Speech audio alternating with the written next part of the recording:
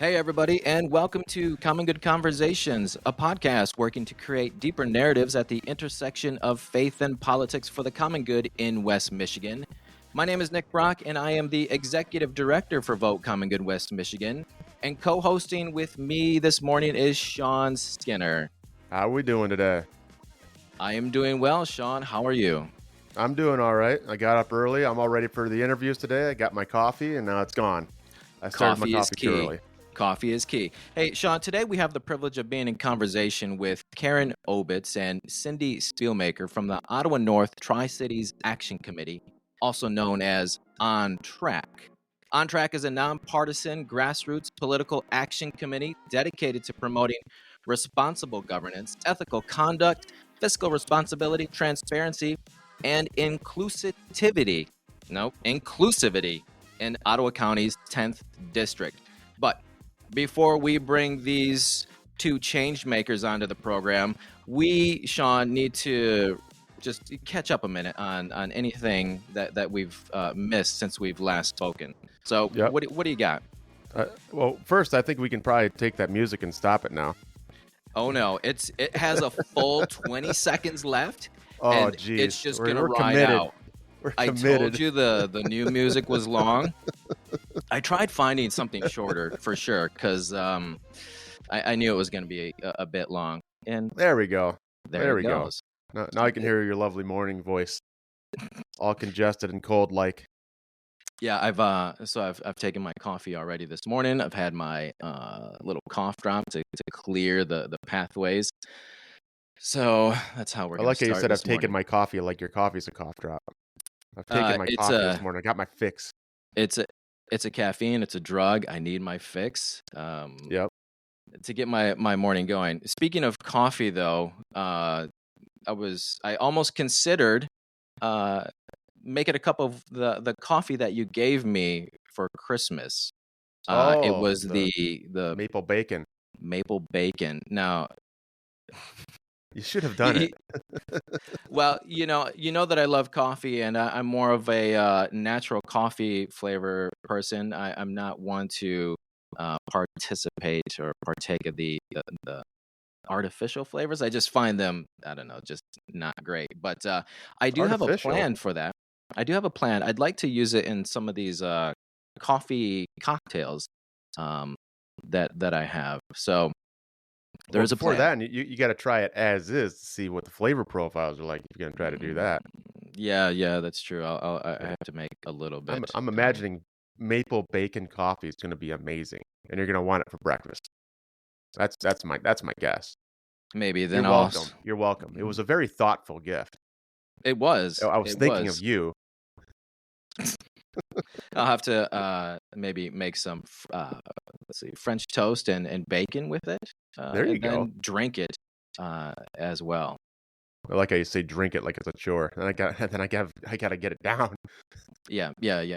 All right, so that's I guess that's a little update, at least from Christmas and over the holidays. Shawn giving me some coffee that tastes like maple and bacon, which I have yet to try, but will. Assuming it tastes like maple bacon, might taste like crap. Maybe. And I guess maybe one other thing before we get to our guests is that you resituated your podcast room where previously, as I had to look at you, I was peering into this basement window that Unfinished void. Yeah, Of and now I'm construction. looking at a rack of bourbons that we have participated in together. So thank you for making your setting look a whole lot better. It's probably whiskey, says your coffee mug. Is it probably whiskey right now in your coffee mug? I venture to not answer that and plead the fifth. It is early in the morning, and I think that would be uncouth to be drinking this early in the morning. But I may have the wife send me down a Bloody Mary in a little bit, depending on how the morning goes. All right. So you're going to plead the fifth like General Michael Flynn and not give America the truth. Oh, no, I'm not. I'm just going to yeah? withhold it. Yes. Okay. Yes. All right. All right. Well, enough of this nonsense. You know, these podcasts, they just need a little nonsense in the beginning before we can actually get to the meat and potatoes of what we want to talk about. Are you ready for the meat and potatoes, Shawn? Yes, sir. All right. So as I mentioned in the intro, Karen Obits and Cynthia Spielmaker from ONTRAC. ONTRAC, again, is a nonpartisan group working in Ottawa County's 10th district to be change makers when it comes to the 2024 election cycle. And I have just a notion that we're going to talk a lot about Ottawa Impact and the decisions that they made over the previous year. So I want to welcome them onto the program. Karen and Cynthia, welcome. Thank you. Thank you. Good morning. Good morning. How are you? How are the both of you this morning? Well, for me, this is the most awake I've been at this time in the morning for the past 4 or 5 days. So we'll find out how awake I am as this goes on. And I didn't put any whiskey in my coffee, so. Oh, but you might want to after this. Hopefully, it's not too far from you. All right. So let's get into this. So it's been a year since Ottawa Impact has been in office. And like the Holland Sentinel and the work of Sarah Leach and her team, they put together this timeline to really help people figure out all the things that have gone on.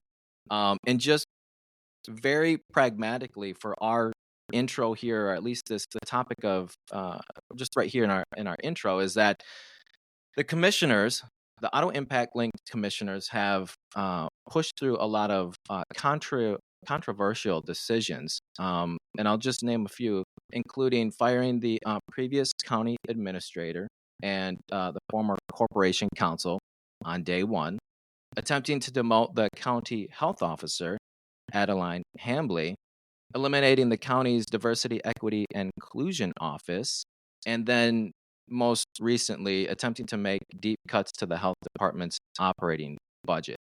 So these decisions have resulted in several lawsuits against the county, and even at the beginning of the year led into a 6-week investigation from Michigan's Attorney General, Dana Nessel. So what I want to get into here first is what has concerned you the most about Ottawa Impact? I know that there are many things, but what decision or act really compelled you to move and to make some change? Well, we can each speak to that as individuals. I was prepared for some decisions by the new Board of Commissioners when they were seated on January 3rd, 2023, because I'd been paying attention to the sorts of reporting that was available in local news regarding some of their campaign promises and their platform on which they did campaign. So I watched that first organizational meeting of the board on that January 3, 2023 day. And even though I thought I was prepared for what they would do, I was completely unprepared.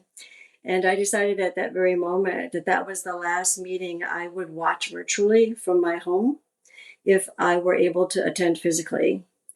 And the reason for that is that I feel a really strong, it's very important to me to have my feet on the ground in the context of community. I knew I needed to be in that room. I knew I needed to be there with people. I knew I needed to be able to hear them in person and really get a sense of what was going on and how it was impacting our greater county community. So basically, I decided from that point on, wherever my path would lead, it would be in the context of getting connected to people, helping to organize in some way to push back against this sort of damaging politics that Ottawa Impact has brought to our community. And for me, I worked for the county. I retired from the county 2 years ago. Okay. Yeah. Just to be clear here, because it's only audio for our listener, Cindy Spielmaker is speaking right here. Do you want us to say our names when we speak? Would that be easier since you have two of us? Okay. No, that's okay. I just wanted to make a preface right up top here. Okay. Yeah, so I worked for the county. and retired a couple years ago. And when January 3rd happened, my biggest concern at that point was what they were going to do to the health department. I assumed and kind of knew they were going to go after one of the health educators that they had their eyes on, that they had been targeting through all their public statements prior to getting elected. And I knew her and worked with her. And she's phenomenal at her job. She's no longer in that job. And so I contacted a few women that I knew and asked them to work with me to come up with how to respond once they did target her. And I wrote up a couple pages of talking points for the health department and kind of sent those out. That's actually how Karen and I met, because I sent that out to some people and that got out to more people. And I had people contacting me saying, can we use this to do public comment? Can we? And I'm, yes. So I didn't start going to meetings like Karen did. I started to just figure out how to fight back by getting information, getting facts, and getting those facts out to people. Education was the big thing that I wanted to focus on. Mm-hmm. Mm-hmm.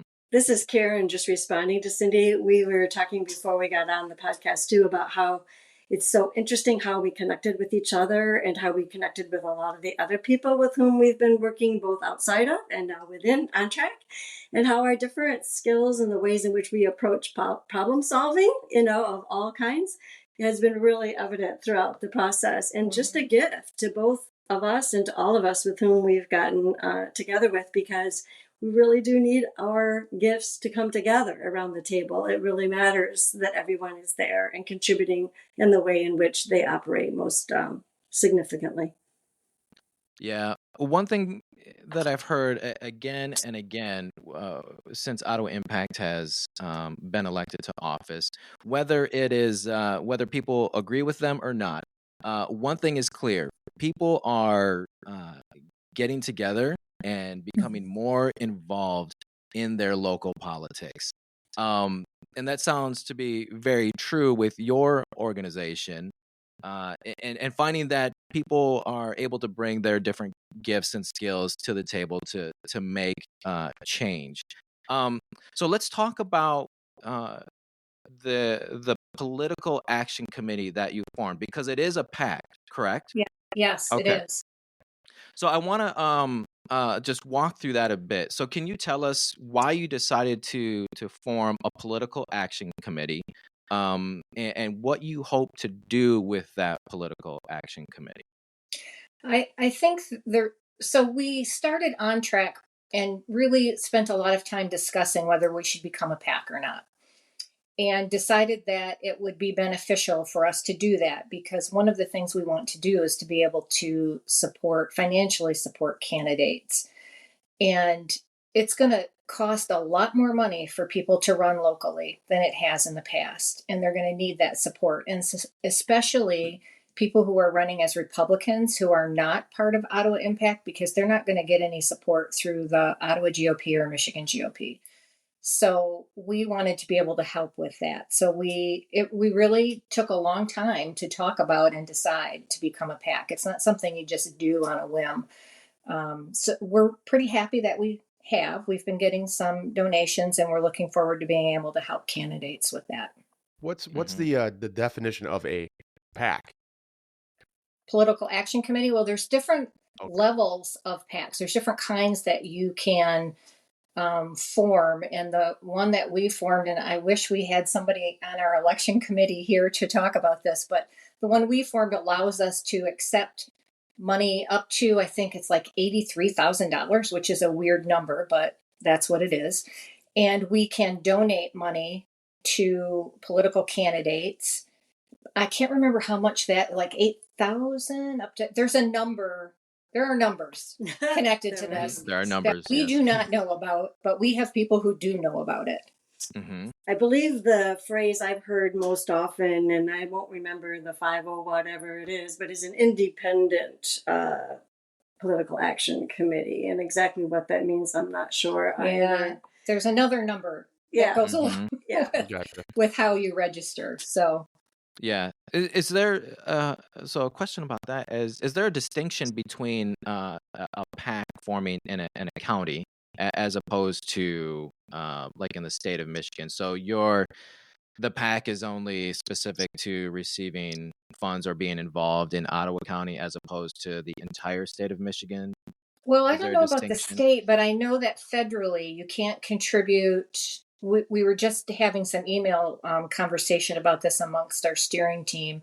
We are not allowed to contribute or endorse federal at the federal level. So, like for the presidential, I don't know about state though. I would think that would be maybe the same. I think that's being checked out by our election committee to find out whether we can do that with state level, because of course we have a senator position that's going to be voted on here this year. Mm-hmm. So I'm not sure. I do know that we had to actually register our PAC at the county level. It was through the county specifically. So whether that has any bearing on answering your question, I'm sorry, neither Cindy or I are that well versed in all things PAC.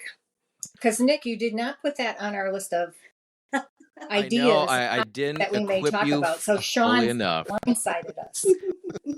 I didn't mean to. I kind of represent the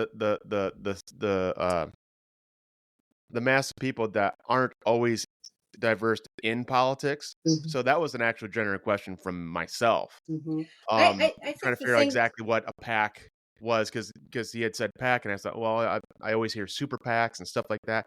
So I was just looking for a small definition of what actually made a PAC type of thing. Yeah, I think the small definition is we can accept money and we can hand out money.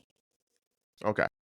That's a succinct and factual way to describe it. So, I think it was to your point, Cindy.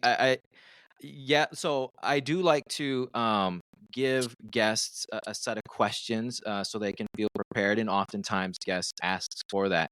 But I love kind of the I don't know, the not knowing part of it, because Yeah. I think the goal for these conversations is to be very conversational, and to your earlier point about and maybe to my earlier point is about, there are just a lot of people getting involved for the first time, so a lot of people are learning on the go.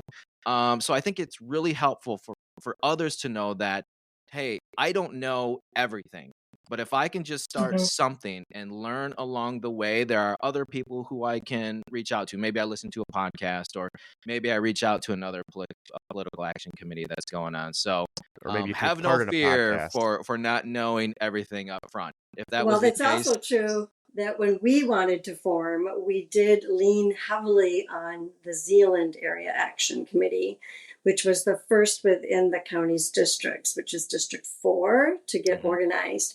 And they, their steering committee did have a lawyer who did a lot of research and was very gracious about sharing that information with us, which very much helped guide our own decision in terms of what kind of PAC we decided to become. Yeah, I've got one more question on PACs, if that's okay. Sure. When you filed to become a PAC, did you have to file a certain, we're supporting the GOP or Democrat or anything like that, or are you capable of whatever party you guys want to donate to, free to do so? We are not tied to a political party, either in terms of our focus or our PAC restrictions, as far as I know. Yes, okay. We're very much nonpartisan, and a term that's been coined through another organization, which I love, is multi-partisan. Okay, and what organization is that? Organize Ottawa. Okay, multi-partisan. All right. Multi-partisan. It's not really a word, but it's a great word for what we're doing. It's not a word, but a good phrase. It is. So maybe that's a good segue into this, because I wanted to talk a little bit about what it means to be nonpartisan or multi-partisan, and I'll juxtapose this with what Ottawa Impact says. So they really deride this idea of compromising with others who are politically different from them, and they've said it, and even these organizations like Vote Common Good, Zach in Zealand, ONTRAC, and all these other groups who are opposing them. We are using language like nonpartisan or multi-partisan, but Ottawa Impact is saying, no, that's not true. They are not what they claim to be, because all roads, quote, lead back to the Democratic Party. Now, I do believe that there is credibility to this in some way, because a lot of the people involved are or are supporters of the Democratic Party, but there are also people, I would say, more so on the sidelines, who identify with the Republican Party. So I guess the question here is, how would you define this nonpartisan, multi-partisan, and how would you support the notion of your PAC as being that? How do you tell people, hey, we also have Republicans with us, and we're not just a mechanism of the Ottawa Dems?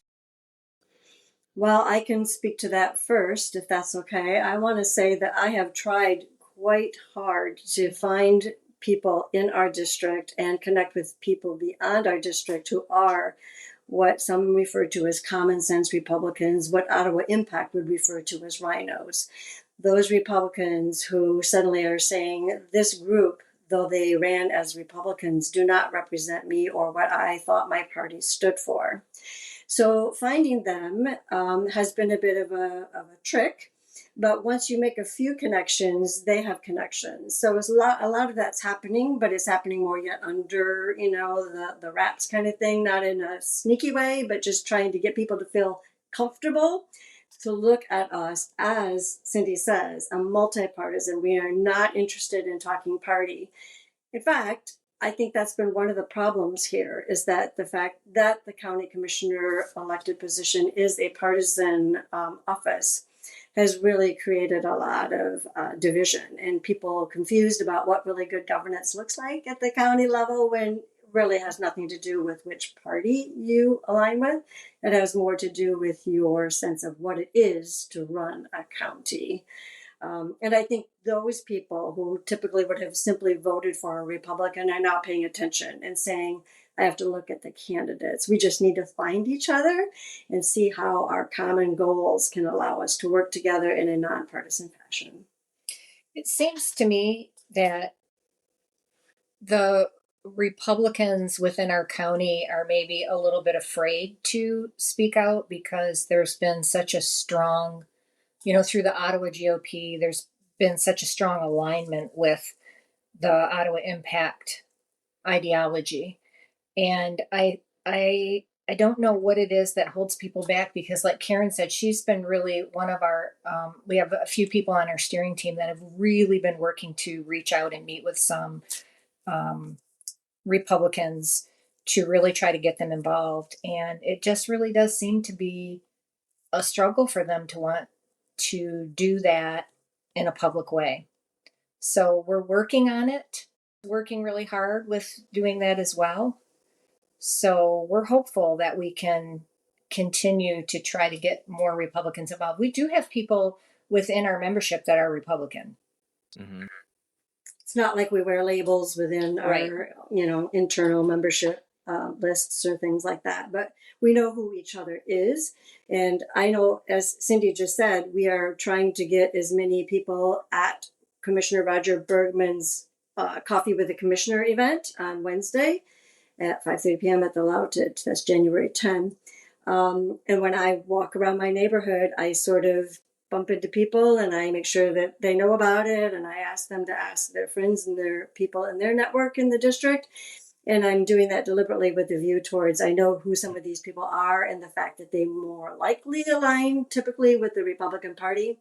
And I've actually been very hopeful about their responses. They are really interested in learning more about what's going on.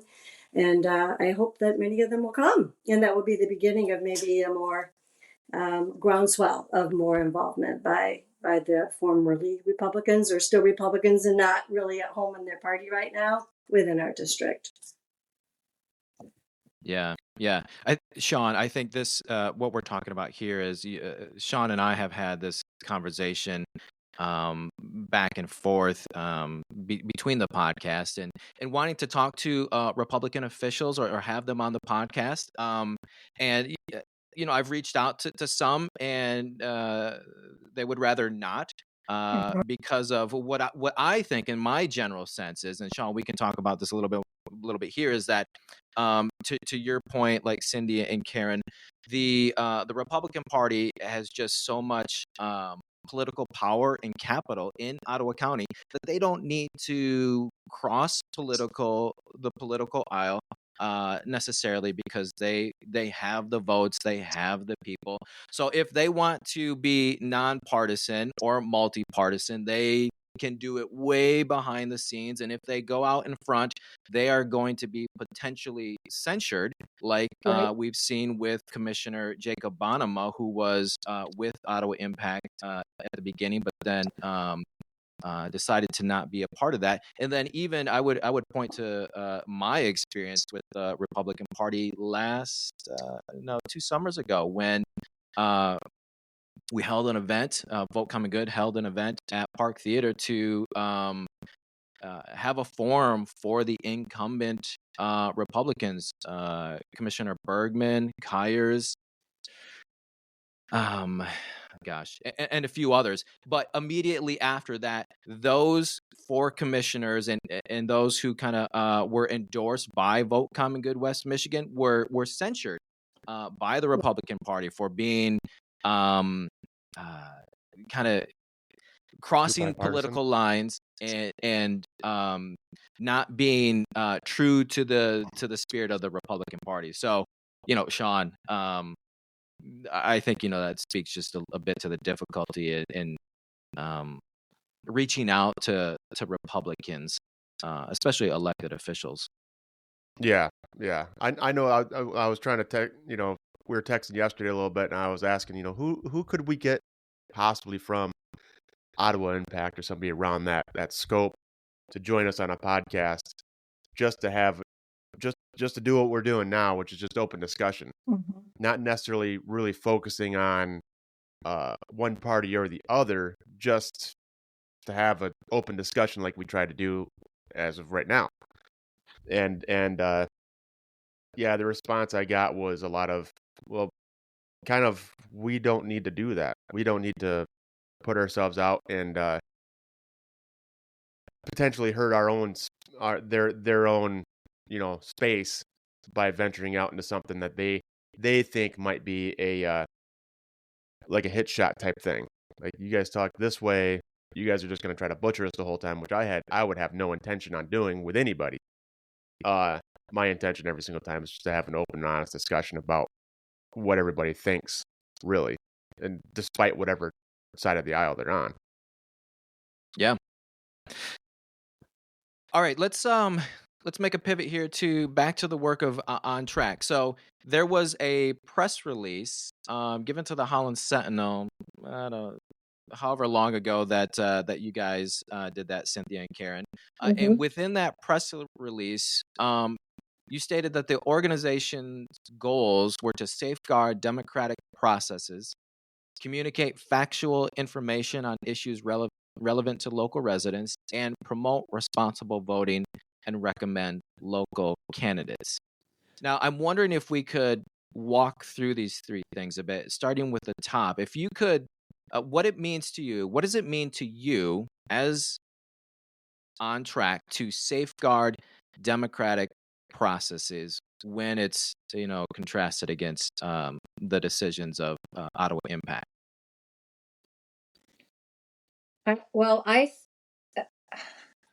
What we're really trying to do in ONTRAC is to educate the residents of District 10 so that people can responsibly vote. They understand who they're voting for, what they're voting for.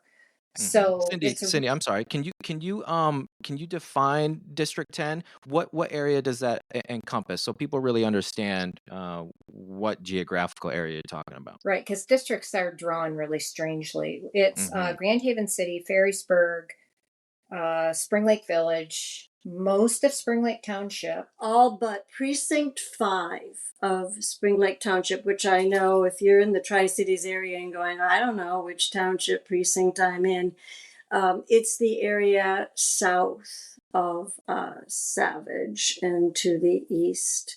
So it's that precinct down there. If you're coming through the village of Spring Lake, it's like the Kruger 152nd, that area, wherever that is in Spring Lake Township. So it's not Grand Haven Township, which gets a little strange because we share, that's District 9, and we share some, like the school board positions. There's some overlap between the districts as far as local officials, but District 10 is primarily the Tri-Cities area and Spring Lake Township. All right, good. Thank you for that. So back to where we were, the safeguarding democratic processes. I'm sorry if I've hindered your train of thought now. That's okay. I'm glad you reminded me what I was talking about. So we really want to educate people. We want to bring people together. We want people to come with their own values and their own ideas and work together to preserve our democracy. And the way that we're going to do that is through education. We just are going to put out our first newsletter. We're going to do a monthly newsletter that's not going to focus on day-to-day news. It's going to focus on, the content is going to be more educational in nature. Like then this first one is just introducing ourselves, introducing ONTRAC. The next one will be probably on elections and becoming precinct delegate and things like that. So we really, like Karen has said before, it's really about talking to people and getting people to be interested in what's happening locally and not just step back and say, well, it's them doing it, I don't need to do anything about it, but really get people engaged and provide the factual information that's needed for them to be responsible voters. I really think more and more when I think about democratic processes and what it entails to be a citizen in a democracy, it is exactly what Cindy is talking about. It's being a participant in the process. And to be an effective participant, you need good information. You need to know how your local government is structured. Very few people know that there's a Spring Lake Township Board and there's a Spring Lake Village Council. They don't understand who are the managers. Are they voted in? Are they appointed? You know, that is the sort of nuts and bolts of local governance that few of us have paid sufficient attention to. And yet it's critical to the good functioning of our overall democratic society because it engages people in the public square closest to where those conversations, the people who represent them, impact our daily lives. And so it's a matter of helping people see that we maintain and safeguard democratic processes, institutions, when we are engaged participants. And to be really effective at that, we have to be well informed. So it's a matter of just keeping people's focus more in the local sphere, beginning with District 10. And of course, because we also have a county commissioner on the county board, we're very concerned about that race as well. Mm-hmm. Mm-hmm. Yeah, local government has, been just thrust into the forefront, and man, people are really recognizing the importance of local government. I know that for me, I live in the city of Granville, and I've been to a number of city of Granville meetings where they hold their meetings just wonderfully. Just a group of great people who work really well together. And I've been able to give public comment on a few things there and really have enjoyed that experience. And then, that rises up to, okay, who's my county commissioner here in Kent County, state rep, so on and so forth. So it's like this building up, this recognition of kind of who's making these decisions. Shawn, you live in the city of Kentwood. Have you participated in any of those meetings, or do you know? And this is not to like embarrass you, but I think it's a real common thing. Like people just don't know who their commissioner is, their state rep, so on and so forth. What do you know or not know? Honestly, when I'm looking for something to know, I usually go to you. Well, I can tell you're kind of intact and stuff. But honestly, I don't. in Kent County over here where I live, I I I I don't have a damn clue. Don't have a And I damn honestly clue. don't really know exactly where to start either. You know, Mhm. if I wanted to, I wouldn't know where to start, and that's where you would come into play. I was like, "Whoa, hey, Nick, I want to figure this out. Well, thoughts?"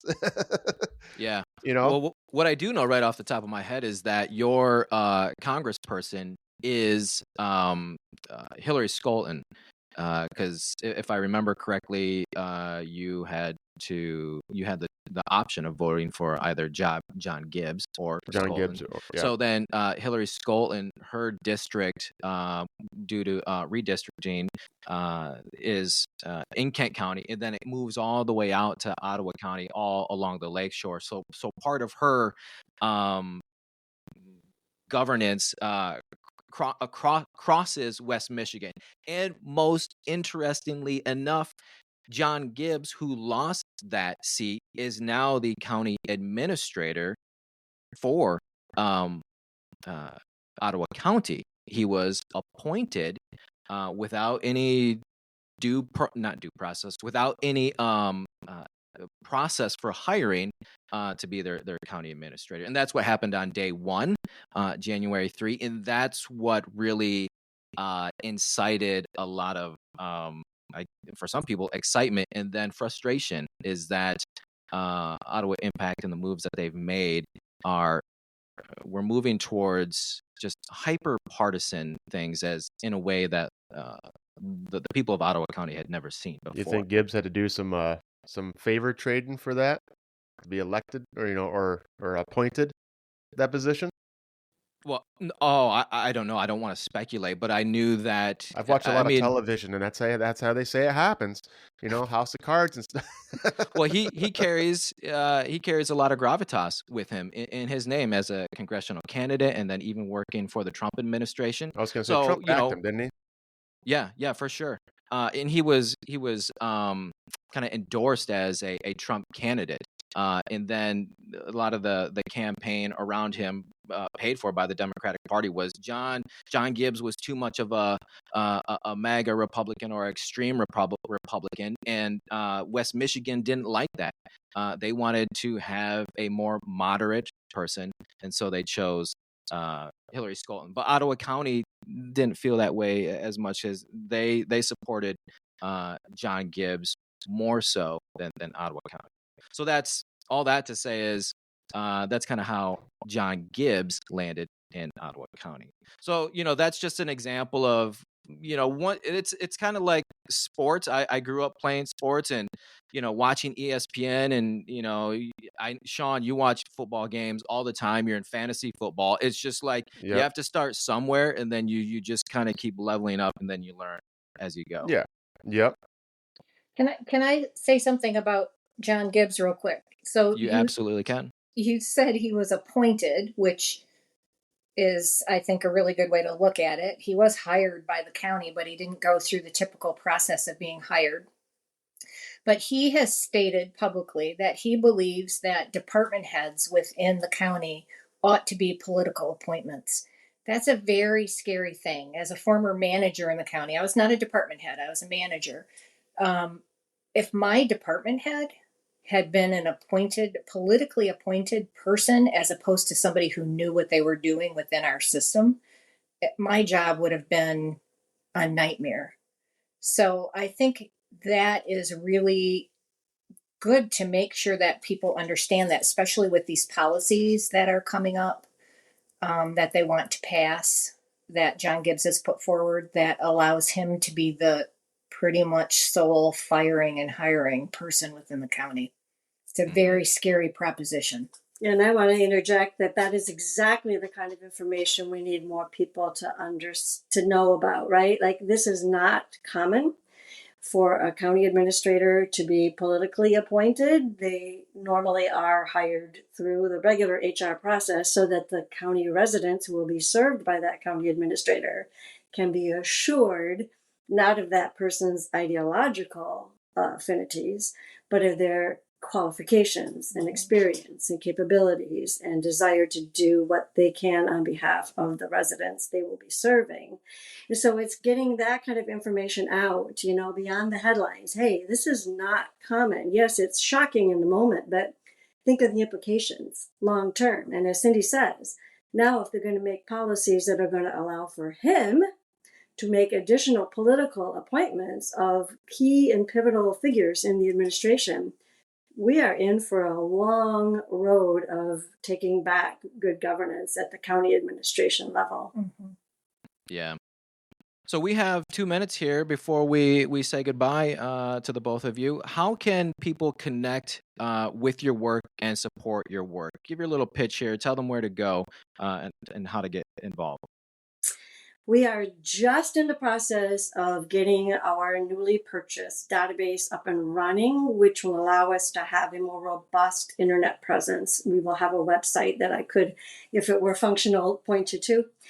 For now, I would recommend people go to Facebook because we do have a Facebook page, and through that page, they can sign up for emails and in other ways get connected to us as well. And I think the fastest way to search for that Facebook landing page is the acronym ONTRAC Advocates, and that should help you find us. It's important for them to put advocates in there, not just ONTRAC, because I think that name was just ONTRAC itself was already taken. So we're ONTRAC Advocates. We do have Instagram as well, which is not something I really go on, but Facebook is probably the best way to get in touch with us. For now. We have an email.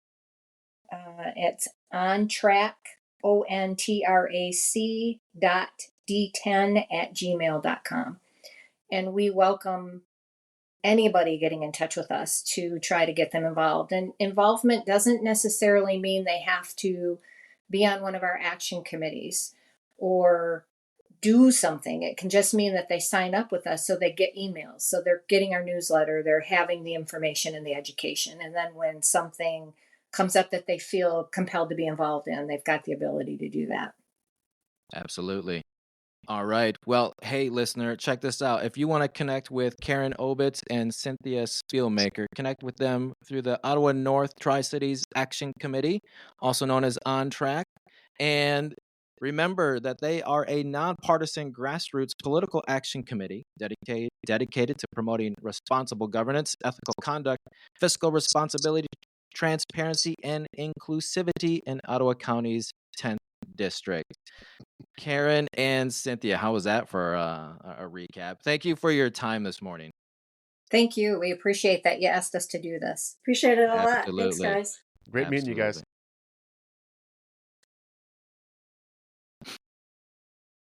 All right, Shawn. So there was a lot there. Oh, yeah. What? Tell me about a lot there. What was a lot there for you? Oh, just, I found it nice to know exactly a little bit of the PAC situation. I did have a couple other questions on the PAC, but I didn't want to push too far off of the topics that we already kind of had scheduled out. Questions like, okay, well, I asked one question which I thought was important to myself, which was, did you have to declare, GOP or whatnot to be a specific PAC? Can you donate the money whichever way you wanted to? And the other question I was going to have is, after the money's donated, are there any rules for the party or the individual that you're donating the money to? Can that individual spend that money any which way they want? Can they forward that money to a different candidate? Say, Gibbs dropped out of the race and he had money that was already donated to him. Is he allowed to take that money and, send it to the candidate that everyone's running for or whatever? Can you run a background to see where the money went that you gave, stuff like that. Mm-hmm. is what I was curious on, is, how much involvement does the PAC have after the money leaves their account to whoever, or is it just a free for all with whoever gets the donation? Yeah. So this is what I've learned over the previous years, and as people have started up these different tax exempt entities, as have I. So there's at least there are many more than what I'm going to talk about, but there's three distinct ones that I know about and I'm involved in. There's a 501c3, which is a charitable organization such as a church. Or like some other nonprofit, and they can be involved in the community in ways that are non-political. So, for example, a church as a 501c3 cannot endorse candidates because that is kind of moving across that distinction between being involved in the community and then supporting a specific candidate. Now, what's the definition of oh man, I lost the word as you said it. Oh, endorsing. What's like the definition? Are you endorsing as in publicly endorsing? Yeah. Is like giving money from one person to another person without it being, publicly endorsing, going, I support this person. Yeah, Is churches that considered support? Endorsing? Churches, there are ways for churches to be involved in politics in a way. So like a church outright, the organization, the leadership cannot say we endorse X candidate for you to vote for, and they can't say we don't want you to vote for this candidate. However, what many churches do, and it's within the parameters for what they can do, is they will invite candidates. Sometimes they'll invite two distinct candidates from like opposing parties, or sometimes they'll invite one, and they'll kind of let them speak. It's a way of endorsement. Give them a platform, but they aren't. Yeah, saying, and they'll like the church leadership and everybody say, well, here we're just here to listen, but in some ways you can figure out more or less what they're saying. So that's like a 501c3. Then what a 501c4 operates, has the capability to operate in that political space specifically. The only distinction in that, again, is that they cannot specifically endorse candidates.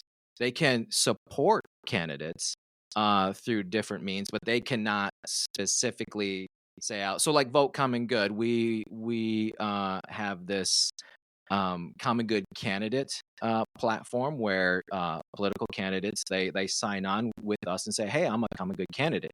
But we don't go out and say, hey, we want you to vote for Hillary Scholten, for example, and we are the direct supporter of that campaign.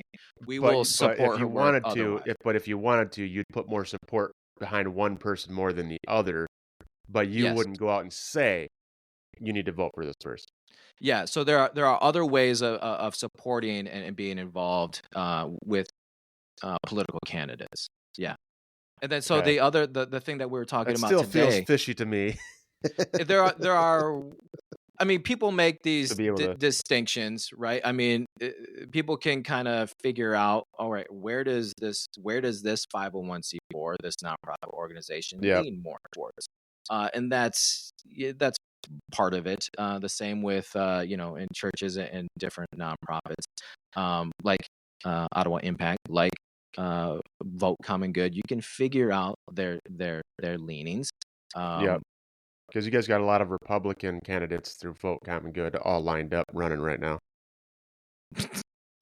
Well, that to that point, which could be. I don't know 100% whether or not you do or don't, but not currently. But like I mentioned, the Republican commissioners who were censured. I mean, we during the last election cycle here in West Michigan, we supported and backed the incumbent Republican commissioners.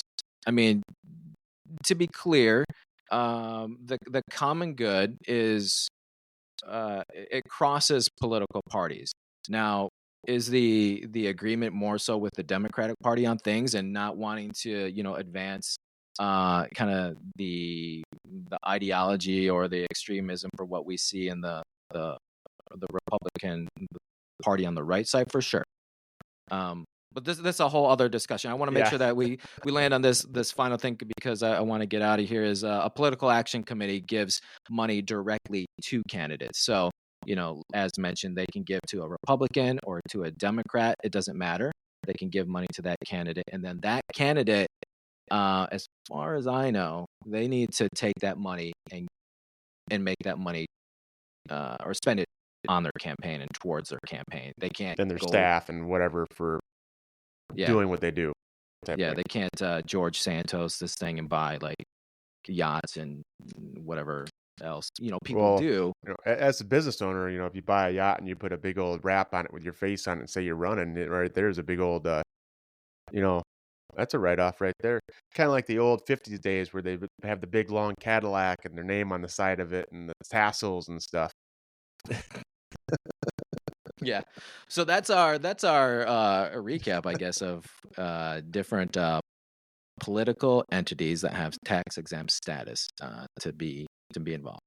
All right. I think later we should get somebody that's involved in the money side of things like that, like a accountant or something like that, and see how that money flow really runs. That'd be fun. Yeah. All right, check this out. I just gave us the outro music. So we're going to head out. I hear that. You're loving this music thing. That's right. Hey, everybody. Thanks for listening to this Common Good Conversations, where we work to create deeper narratives at the intersection of faith and politics for the common good in West Michigan. Be sure to share this program with your family and friends for the common good. You can find us on Spotify, Apple Podcasts, and YouTube. Be sure to follow us on Facebook at Vote Common Good West Michigan Primary and help us push that 1,000 followers. We are currently sitting at 836. We need to bump that up a little bit. And be sure to subscribe to our weekly newsletter, and you can find that by going to our website at Vote Common Good West Michigan. All right, friends, we are out till the next time. Thanks for joining, and we will see you later. Yep.